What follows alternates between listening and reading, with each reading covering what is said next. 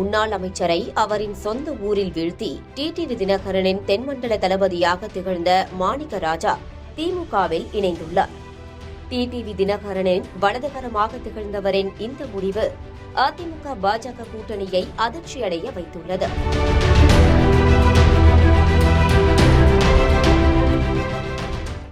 அதிமுக பொதுச் செயலாளர் எடப்பாடி பழனிசாமியை கடுமையாக விமர்சித்து வந்த அமமுக பொதுச் செயலாளர் டிடிவி தினகரன் சமீபத்தில் தேசிய ஜனநாயக கூட்டணியில் இணைந்தார்.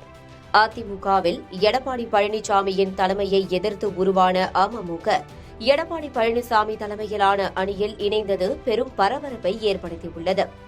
இந்த சூழலில் டிடிவி தினகரனின் வலதுகரமும் அமமுகவின் தென்மண்டல பொறுப்பாளருமான கடம்பூர் மாணிக்க ராஜா திமுகவில் இணைந்துள்ளது அரசியலில் சலசலப்பை ஏற்படுத்தியுள்ளது.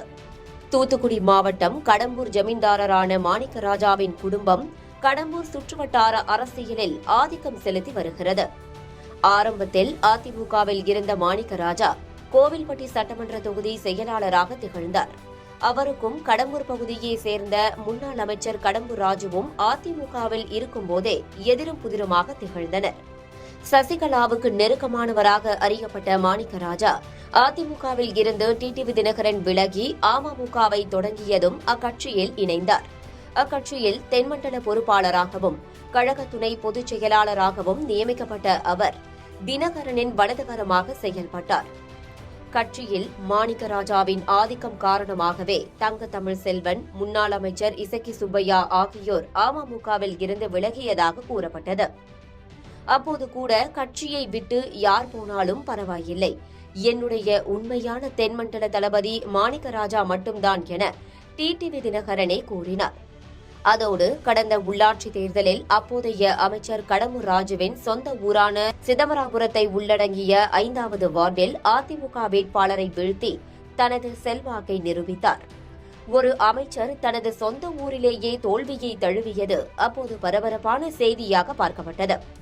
மேலும் கடம்பூரை உள்ளடக்கிய கயத்தார் ஊராட்சி ஒன்றியத்தில் உள்ள 16 வார்டுகளில் 10 வார்டுகளில் அமமுக வேட்பாளர்கள் வெற்றி பெற்ற நிலையில் அந்த ஊராட்சியை அமமுக கைப்பற்றியது.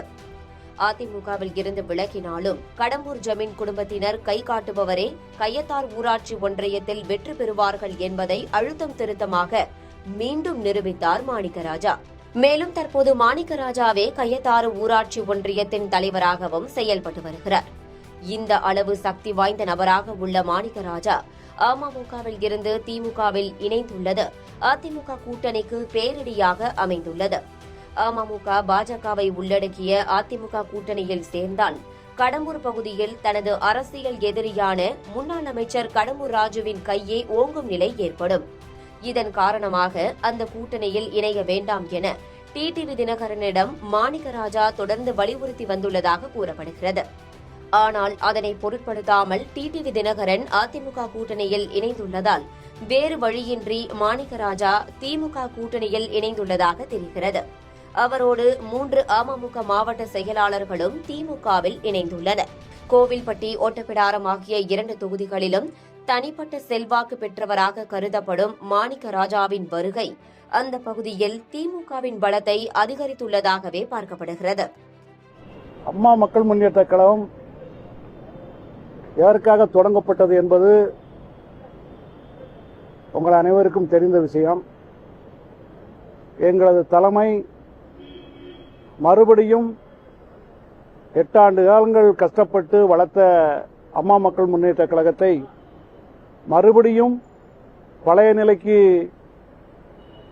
ஆதரித்து செல்கின்ற பொழுது தொண்டர்கள், அங்கே நிர்வாகிகள் அத்தனை பேரும் எதிர்ப்புகளை சொல்லியும் என்னை போன்ற அரசியலுக்கு அப்பாற்பட்டு அம்மா மக்கள் முன்னேற்ற கழக பொதுச் செயலாளர் 20 ஆண்டு காலம் என்னுடைய நண்பர், அந்த முறையிலும் நாங்கள் பல முறை எடுத்து சொல்லியும் எதற்கு இந்த கட்சி அம்மா மக்கள் முன்னேற்ற கழகம் ஆரம்பிக்கப்பட்டதோ அதற்கு ஒரு 8 ஆண்டு காலம் அர்த்தமே இல்லாமல் திருப்பியும் போய் நம் தலைமை முடிவெடுத்த காரணத்தினால் எங்கள் தொண்டருடைய விருப்பப்படி, எங்களுடைய மாவட்ட சார்பு விருப்பப்படி நல்லாட்சி கொடுக்கின்ற